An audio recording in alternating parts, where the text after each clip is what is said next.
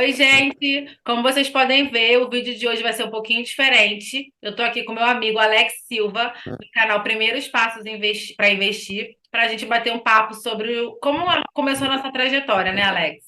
É isso aí, Fernanda. Obrigado aí pelo convite, né? E estamos aqui juntos, né? Já fizemos uma live lá Isso. atrás e hoje vai ser um vídeo, né? Gravado, mais tranquilo, né? E aí, se tiver algum erro, a gente corta, de repente bota lá no final. Erro mesmo é não investir, não é mesmo?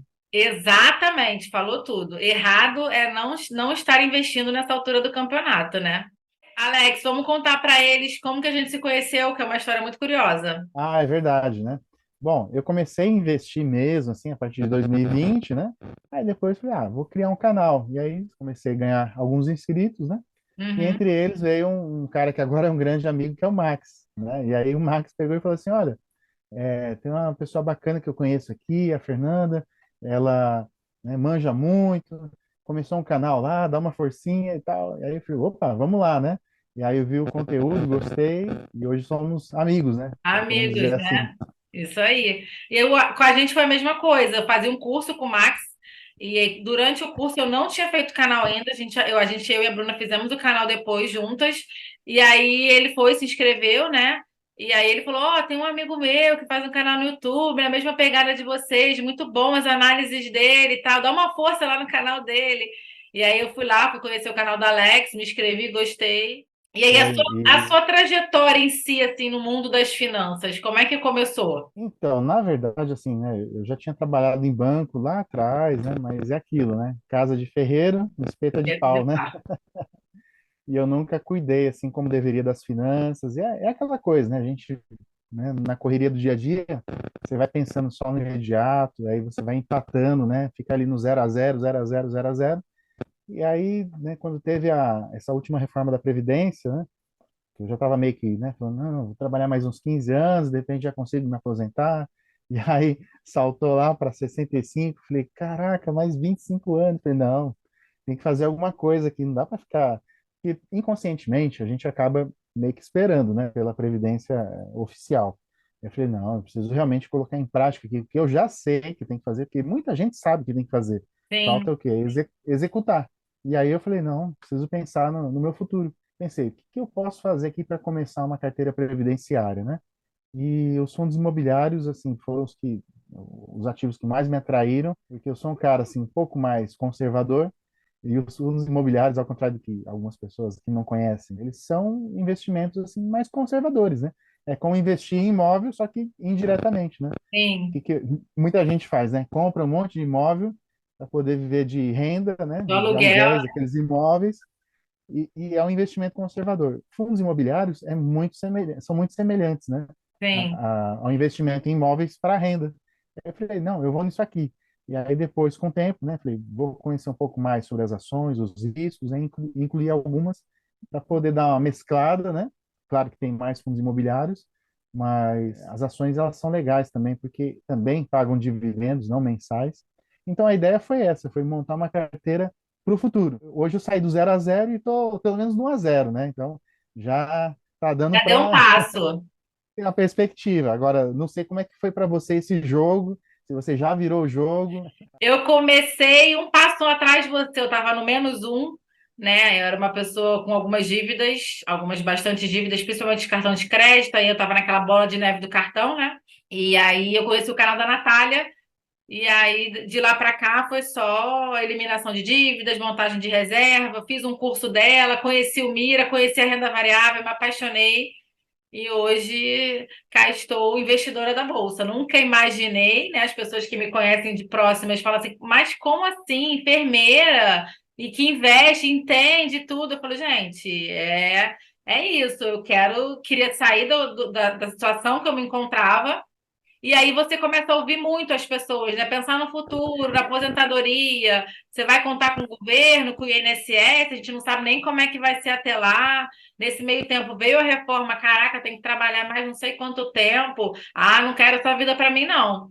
E aí eu comecei, né, a estudar, estudar, estudar. Demorei para começar a investir, porque eu fico, né, eu sou arrojada, mas eu tenho o pé atrás, então eu demoro muito para começar.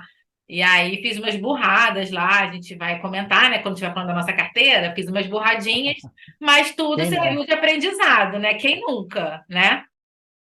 Você, nessa sua trajetória aí, você criou alguma estratégia? Você tem alguma estratégia? Você investe por investir? Sei lá, porque todo mundo fala que tem que investir, né? Porque tem algumas pessoas que Ah, legal. Não, fazem legal, isso, legal né? falar sobre isso. Inclusive tem muita gente que às vezes pergunta, né? Ah, eu quero começar a investir, como é que eu faço, não sei o que e tal. Aí a primeira coisa que eu falo, ó, você precisa primeiro, né, abrir sua mente, né? Tem que olhar para suas finanças, tem que entender como é que tá. Porque, por exemplo, né, uma pessoa na sua condição antes, né, que estava bastante endividada, cartão de crédito e tudo mais, né? Tem que resolver isso primeiro. Tem que Sim, resolver isso, tem que mudar a mentalidade, a forma de lidar com o dinheiro, né? Porque senão você não consegue começar a investir, você nem entende, né?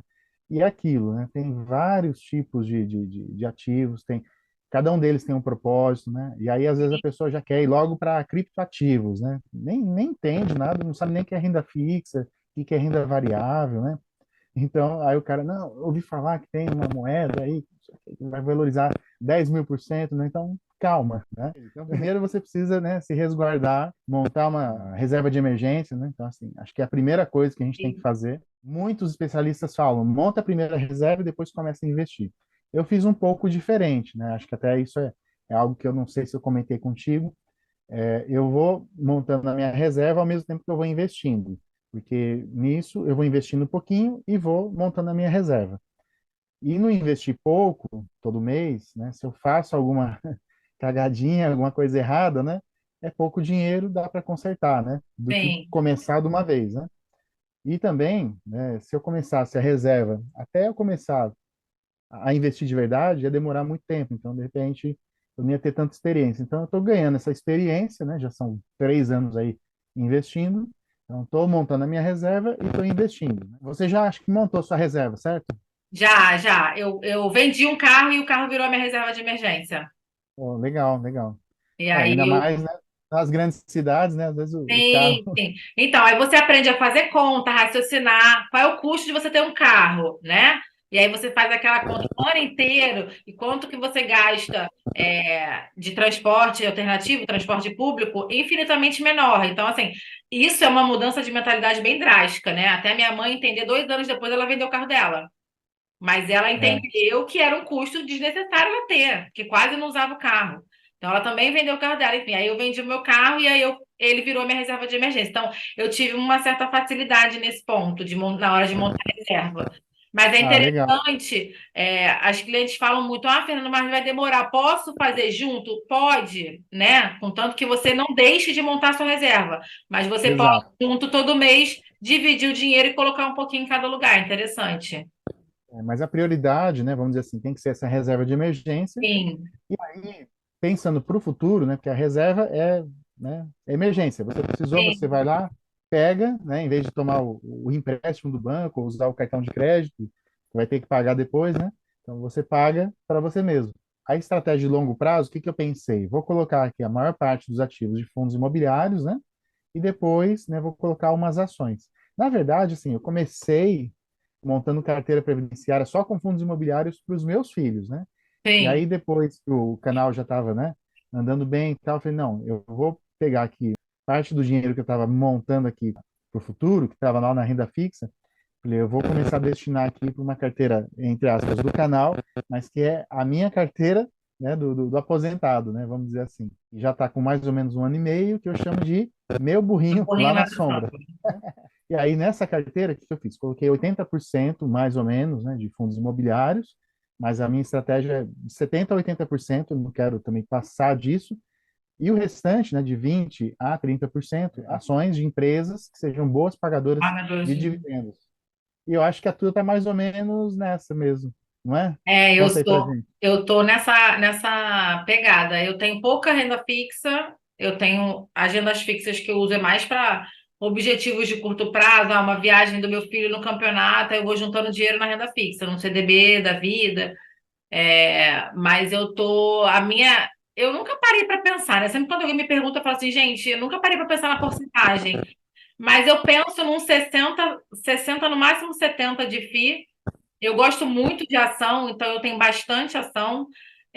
A minha meta é ficar pelo menos com 30% de ação da minha carteira. E ações pagadoras de dividendo, né? Eu falo que eu não admito ter um ativo que não me pague dividendos. Não entra, não adianta. Pode ser a melhor empresa da Bolsa, valorizou 1000%. Paga dividendos? Não. Eu, Fernanda, não quero. Eu quero ter esse dinheiro porque eu não tenho tempo a meu favor, igual os jovens de hoje em dia. Então eu preciso otimizar esse meu tempo. O ativo precisa me pagar uma renda para poder viver da renda lá na frente, né? É isso aí. E eu penso dessa forma também, e é como você disse.